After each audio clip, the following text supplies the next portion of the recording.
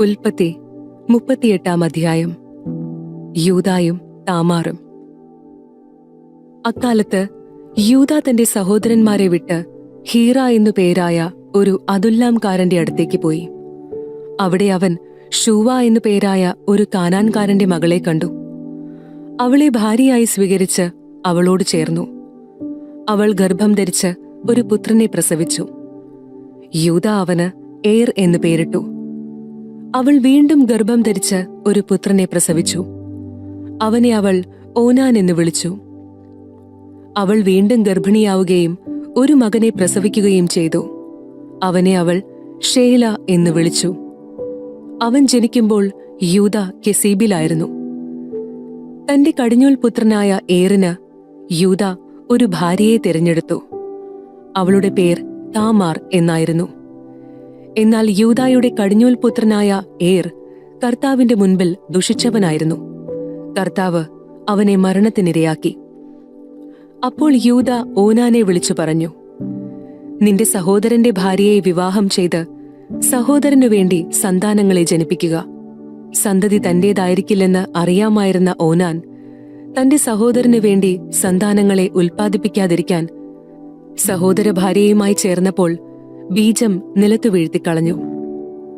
അവൻ ചെയ്തത് കർത്താവിന് അനിഷ്ടമായതിനാൽ അവനെയും അവിടുന്ന് മരണത്തിനിരയാക്കി. അപ്പോൾ യൂദാ തന്റെ മരുമകളായ താമാറിനോട് പറഞ്ഞു, എന്റെ മകൻ ഷേല വളരുന്നതുവരെ നിന്റെ പിതാവിന്റെ വീട്ടിൽ ഒരു വിധവയായി പാർക്കുക. അവനും സഹോദരന്മാരെ പോലെ മരിച്ചേക്കുമെന്ന് യൂദാ ഭയപ്പെട്ടു. താമാർ തന്റെ പിതാവിന്റെ വീട്ടിൽ പോയി താമസിച്ചു. കുറേ നാൾ കഴിഞ്ഞ് യൂദായുടെ ഭാര്യ ഷുവായുടെ മകൾ മരിച്ചു. ദുഃഖത്തിന് ആശ്വാസമുണ്ടായപ്പോൾ അവൻ തന്റെ സുഹൃത്ത് അദുല്ലാംകാരൻ ഹീറായുടെ കൂടെ തിമ്നായിൽ ആടുകളുടെ രോമം കത്തിരിക്കുന്നവരുടെ അടുത്തേക്ക് പോയി. നിന്റെ അമ്മായിയപ്പൻ ആടുകളുടെ രോമം മുറിക്കാൻ തിമ്നായിലേക്ക് പോകുന്നുണ്ടെന്ന് ആളുകൾ താമാറിനോട് പറഞ്ഞു. ഷേലായ്ക്ക് പ്രായമായിട്ടും തന്നെ അവന് വിവാഹം ചെയ്ത് കൊടുക്കുന്നില്ലെന്ന് കണ്ട് താമാർ തന്റെ വിധവാ വസ്ത്രങ്ങൾ മാറ്റി ഒരു മൂടുപടം കൊണ്ട് ദേഹമാകെ മറച്ച് തിമ്നായിലേക്കുള്ള വഴിയിൽ എനയീം പട്ടണത്തിന്റെ വാതിൽക്കൽ ചെന്നിരിപ്പായി. മുഖം മൂടിയിരുന്നതുകൊണ്ട് അവൾ ഒരു വേശ്യയാണെന്ന് യൂദാ വിചാരിച്ചു. വഴിവക്കത്ത് അവളുടെ അടുത്ത് ചെന്ന് അവൻ പറഞ്ഞു, വരൂ, ഞാൻ നിന്നെ പ്രാപിക്കട്ടെ. തന്റെ മരുമകളാണ് അവളെന്ന് അവൻ അറിഞ്ഞില്ല. അവൾ ചോദിച്ചു, അങ്ങെനിക്ക് എന്തു പ്രതിഫലം തരും? അവൻ പറഞ്ഞു, ആട്ടിൻകൂട്ടത്തിൽ നിന്ന് ഒരു ആട്ടിൻകുട്ടിയെ ഞാൻ കൊടുത്തയക്കാം. അവൾ ചോദിച്ചു, അതിനെ കൊടുത്തയക്കുന്നതുവരെ എന്തുറപ്പാണ് എനിക്ക് തരിക? അവൻ ചോദിച്ചു, ഉറപ്പായി എന്താണ് ഞാൻ നിനക്ക് തരേണ്ടത്? അവൾ പറഞ്ഞു, അങ്ങയുടെ മുദ്രമോതിരവും വളയും കയ്യിലെ വടിയും. അവൻ അവയെല്ലാം അവൾക്ക് കൊടുക്കുകയും അവളെ പ്രാപിക്കുകയും ചെയ്തു. അങ്ങനെ അവൾ അവനിൽ നിന്ന് ഗർഭം ധരിച്ചു. അവൾ അവിടെ നിന്ന് പോയി തന്റെ മൂടുപടം മാറ്റി വിധവാവസ്ത്രം ധരിച്ചു. താൻ ഈടുകൊടുത്തവ ആ സ്ത്രീയുടെ കയ്യിൽ നിന്ന് തിരിച്ചെടുക്കാൻ യൂദാ അദുല്ലാംകാരനായ സ്നേഹിതന്റെ കയ്യിൽ ആട്ടിൻകുട്ടിയെ കൊടുത്തയച്ചു. എന്നാൽ അവൻ അവളെ കണ്ടുപിടിക്കാൻ കഴിഞ്ഞില്ല. അവൻ സ്ഥലത്തുള്ളവരോട് ചോദിച്ചു, എനയീമിലെ വഴിവക്കിലിരുന്ന വേശ്യ എവിടെ? അവർ പറഞ്ഞു, ഇവിടെ അങ്ങനെ ഒരു വേശ്യയില്ല. അവൻ തിരിച്ചു ചെന്ന യൂദായോട് പറഞ്ഞു, അവളെ കണ്ടുപിടിക്കാൻ എനിക്ക് കഴിഞ്ഞില്ല. അവിടെ ഒരു വേശ്യ ഉണ്ടായിരുന്നില്ല എന്ന് അവിടുത്തുകാർ പറയുകയും ചെയ്തു. യൂദാ പറഞ്ഞു, സാധനങ്ങൾ അവൾ സ്വന്തമായി സൂക്ഷിച്ചുകൊള്ളട്ടെ.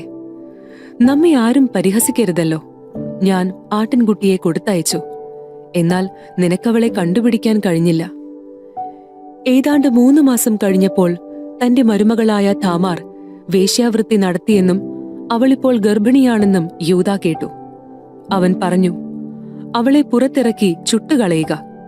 അവളെ പുറത്തു കൊണ്ടുവന്നപ്പോൾ അവൾ തന്റെ അമ്മായിയപ്പന് ഒരു സന്ദേശം അയച്ചു, ദയചെയ്ത് ഈ മുദ്രമോതിരവും വളയും വടിയും ആരുടേതെന്ന് കണ്ടുപിടിക്കുക.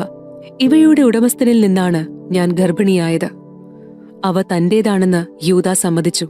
അവൻ പറഞ്ഞു, എന്നേക്കാൾ നീതിയുള്ളവളാണ് അവൾ. ഞാൻ അവളെ എന്റെ മകൻ ഷേലായ്ക്ക് ഭാര്യയായി കൊടുത്തില്ലല്ലോ. പിന്നീട് അവൻ അവളെ പ്രാപിച്ചില്ല. അവൾക്ക് പ്രസവ സമയമെടുത്തു. അവളുടെ ഉദരത്തിൽ 2 കുഞ്ഞുങ്ങളായിരുന്നു. പ്രസവവേദന തുടങ്ങിയപ്പോൾ ഒരു കുഞ്ഞ് കൈ പുറത്തേക്ക് നീട്ടി. ഇവൻ ആദ്യം പുറത്തു വന്നു എന്ന് പറഞ്ഞ് സൂതികർമ്മിണി അവന്റെ കയ്യിൽ ചുവന്ന ഒരു ചരട് കെട്ടി. പക്ഷേ അവൻ കൈ ഉള്ളിലേക്ക് വലിച്ചു. അവന്റെ സഹോദരൻ പുറത്തു വന്നു.